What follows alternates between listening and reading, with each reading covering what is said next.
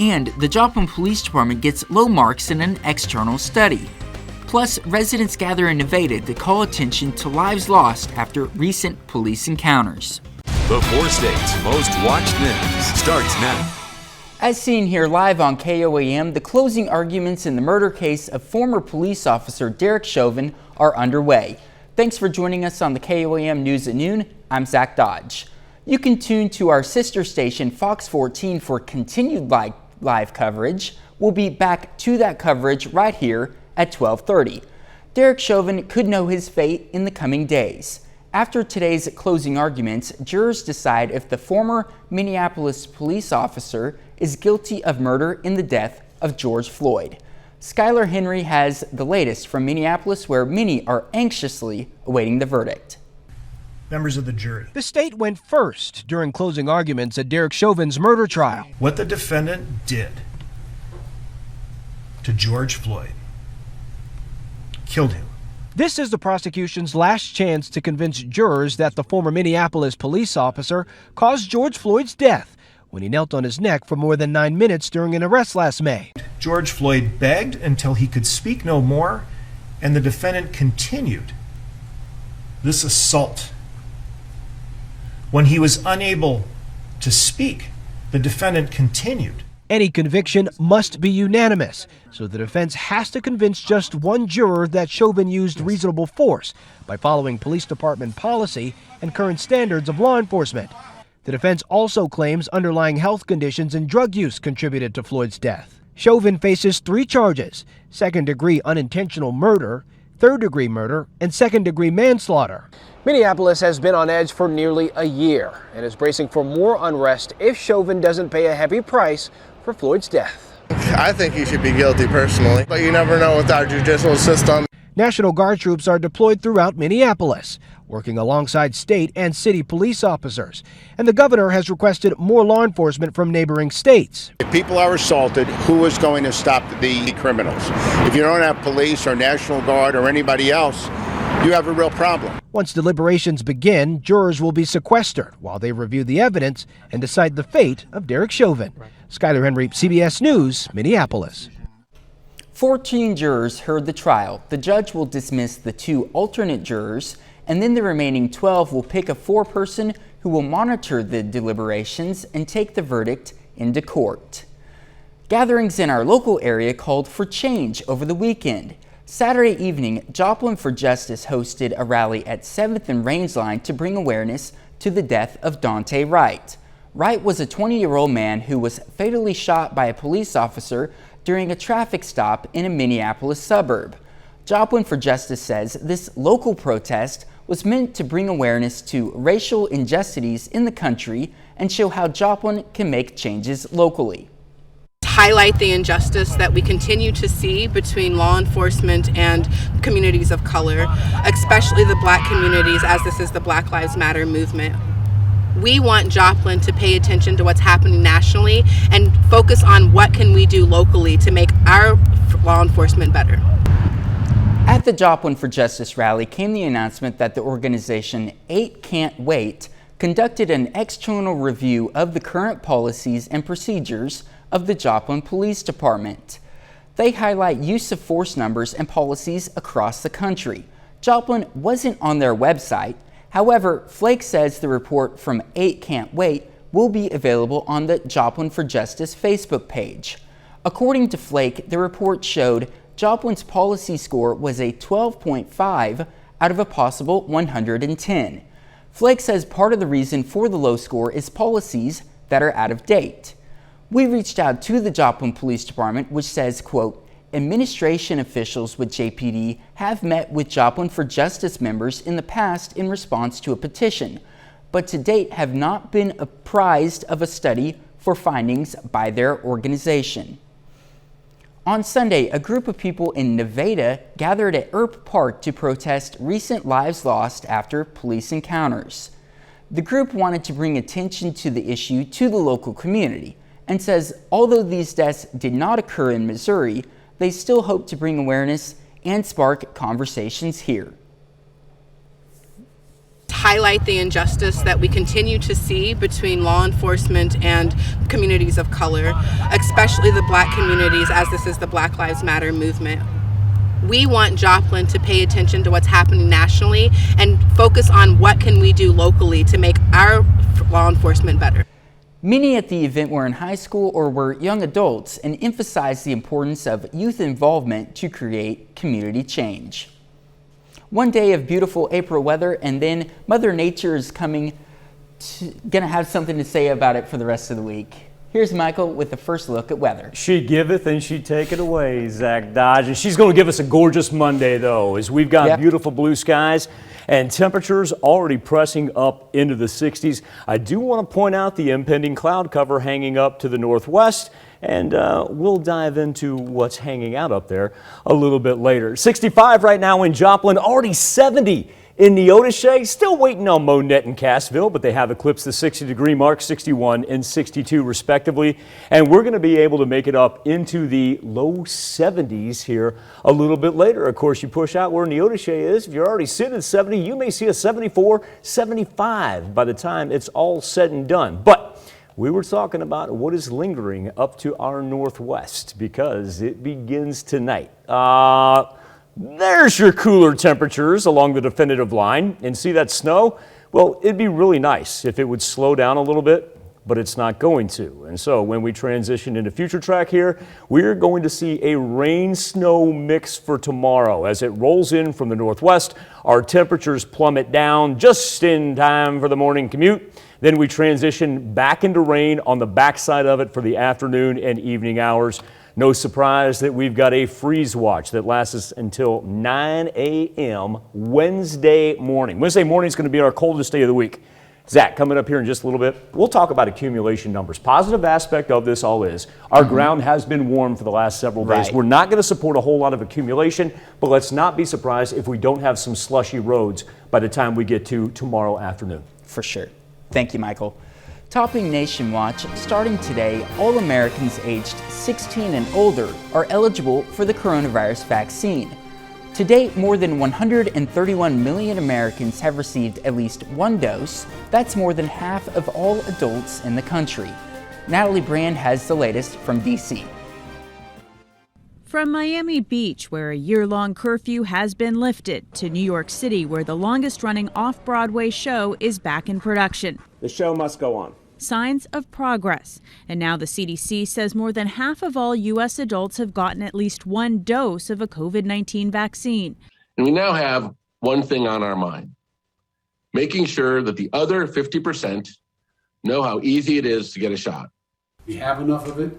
You need to be protected. President Biden asked states to make anyone age 16 and older eligible for a vaccine starting today. And most states beat the target ahead of this week. I'm feeling pretty good. You know, there's a little soreness in the arm. The shot didn't hurt as much as I thought it was. But world coronavirus deaths reached 3 million Sunday, and the actual number is believed to be significantly higher. Here in the U.S., new infections are close to 70,000 a day, about the same as last summer's peak. 38 states reported hikes in hospitalizations last week. Hardest hit Michigan, Pennsylvania, Rhode Island, and New Jersey. The 7-day average of daily deaths are now increasing, with 6 consecutive days of increases. Part of the COVID fighting arsenal remains sidelined. The Johnson & Johnson vaccine is still on a recommended pause following at least 6 rare cases of blood clots. But the single-dose shot could return to arms later this week. One of the possibilities would be to bring them back, but to do it with some form of restriction or some form of warning. A CDC advisory committee will meet Friday to discuss the J&J vaccine and is expected to make a decision. Natalie Brand, CBS News, the White House. Federal health officials say they have not found any signs of blood clot problems with the most widely used COVID-19 vaccines in the U.S. from Moderna and Pfizer. That's a look at today's top stories and weather in our first 7 minutes. Up next on KOAM News at noon, a tribute to First in Flight as NASA celebrates a historic achievement one scientists are calling a Wright brothers moment. And later, Howard brings us a fresh and light meal in the Mr. Food Test Kitchen. History is made on Mars as the first powered, controlled flight is made on another planet. Jonathan Vigliotti has the story from the Jet Propulsion Lab in Pasadena, California. At just about 19 inches tall and 4 pounds, NASA's Ingenuity helicopter is tiny in size, but its impact could be monumental. We could use it to do reconnaissance and scope out where the path we'd like to take with a rover, or if we're sending humans to Mars, helping the humans in their activities. So there's really an enormous amount of potential for this capability. Lori Glaze is director of NASA's Planetary Science Division. NASA researchers spent 6 years perfecting how to get this self-flying device to climb about 10 feet above the surface of Mars, hover in place for 30 seconds, then rotate before gently making its landing. It's a challenging mission, especially on Mars where the air is so thin. Glaze says it's the equivalent of flying at an altitude of 100,000 feet on Earth. It's almost 3 times as high as a commercial aircraft flies. We don't fly up there. There's not enough air to give you lift under the wings. And so trying to get your helicopter to fly in that environment is really, really hard. Mimi Ong is the project manager for Ingenuity. Ingenuity's up in the air, you're looking on. What's going on in your mind? I think I'll probably celebrate for the first time then. I think that we did it. We did it. I think all those hours, all those weekends, and just months of testing and designing different phases, I think this is what drove us. It's our dream come true. And history made more than 170 million miles away. Ingenuity will now conduct several longer flights over the coming weeks. All of this as NASA searches for signs of life on Mars. Jonathan Vigliotti, CBS News, Pasadena, California. The mission involved so many hurdles that Ingenuity's maiden flight was actually delayed earlier this month after a software glitch during a pre-flight test. Still to come on KOAM News at Noon, Mr. Food. With only 5 ingredients and 10 minutes needed to cook, you might think it sounds too good to be true. But it's not. It's today's recipe. But first, Michael Hayslip returns with your complete forecast.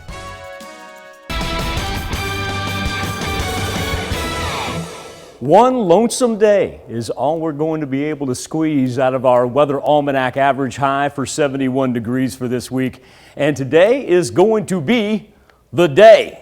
If you want to get outside, enjoy a great afternoon and evening, this is going to be it, because after this, it's going to be just quite too chilly to accomplish anything, if not wet at that. 65 degrees is where we stand outside of Television City, 66 in Oswego, 64 in Nevada, and check out Neodesha, already pushing up to 70 degrees, but we're going to concentrate on the old color contour that is drastically changing because the cold front that's lingering up to our northwest has already dropped temperatures almost 30 degrees in portions of Nebraska and Iowa, and it's headed our way, despite the fact that we find ourselves double-digit increase from at this point in time as what we had yesterday.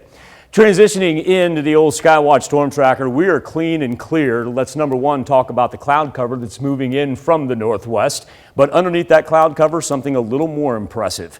That is a winter weather system for the latter third of April that is headed toward us.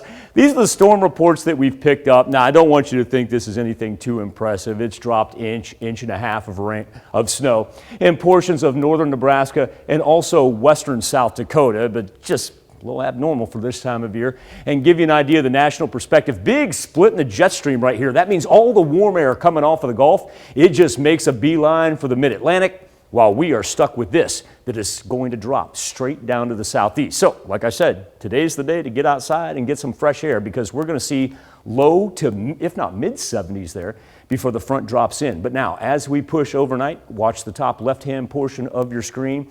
We're going to start with rain showers on the front end that'll transition into a rain-snow mix. As it drops down through the morning hours, more rain on the backside to it. All right, here's the nice thing. Number one, our ground's been warm. Has been warm for the past couple of weeks. That means not of a whole lot of accumulation. Do want to watch out for slushy roads tomorrow morning. Let's be ready for that. Give yourself extra time.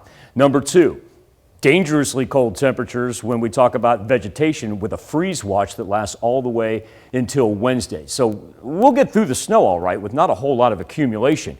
But the big factor is going to be what it feels like when we wake up on Wednesday. Zach, we're talking about wind chills that are easily going to be in the low to mid 20s. And we talked about that average high of 71. Nah, we're not going to come close to that until we get to Sunday. Right. I'm going to be looking forward to Sunday, though. And that'll be really nice after that week this week. Thanks, Michael. We take this time to honor today's four-state hero. Private First Class George Hudgins served in the Army from 1943 to 1944, fighting in the Battle of Normandy. He earned several honors, including a Silver Star and a Purple Heart Medal. His hometown, Joplin, Missouri. We thank you, George Hudgins, our four-state hero. Finding a great recipe that only uses 5 ingredients and takes 10 minutes to cook might be too good to be true, right? Well, not today. Let's go over to Howard in the Mr. Food Test Kitchen. Every year, right around this time, many of you are asking for dishes to serve for dinner that are lighter and fresher tasting. We also know that you're looking for new ideas to cook on your grill. That's why we came up with a dish that fits both of these requests. Let me show you how easy it is. All we do is combine some Dijon mustard with a splash of vegetable oil, some fresh or bottled lemon juice, and a bit of fresh chopped dill. We give it a good mix and add in some boneless, skinless chicken breasts. You want to make sure you flip them around a bit so they're smothered in the marinade. And now we'll pop them in the fridge so all the flavors can come together. Right before dinner, we throw them on the grill or on a grill pan. Either way, once the chicken browns and is cooked through, it's time to call the troops to the table. Maybe serve them with some green beans, and you've got a dish that screams freshness. To get the recipe for what we call lemon coat chicken, simply check out our website. I'm Howard in the Mr. Food Test Kitchen, where today we found a lemony fresh way for you to say, ooh, it's so good. You can find this recipe along with a lot more good food from the Mr. Food Test Kitchen online. Just go to our website at KOAMnewsnow.com. Now here's a look at 4-state market prices.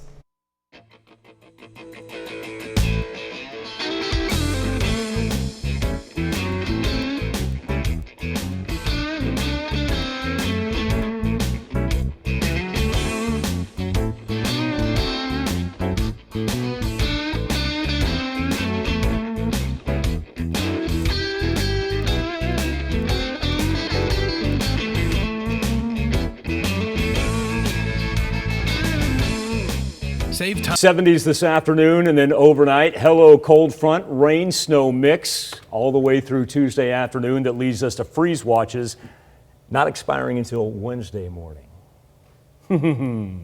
Dow Quick joins us for a look at what's going to come up tonight at 5. Yeah, a lot at 5. It's estimated millions of COVID patients battle lasting and debilitating health issues months, even a year after having the coronavirus. Now, some of those so-called long haulers are reporting relief of their symptoms. We'll have that report. Plus, Newton County officials pass a Second Amendment Preservation Act. What that means for the Southwest Missouri County. And the latest on that cold weather that Slip was telling us about that's coming up tomorrow. Join us for those stories, a lot more KOAM News at 5. Thanks for joining us for the KOAM News at Noon. We'll see you right back here at 5 o'clock.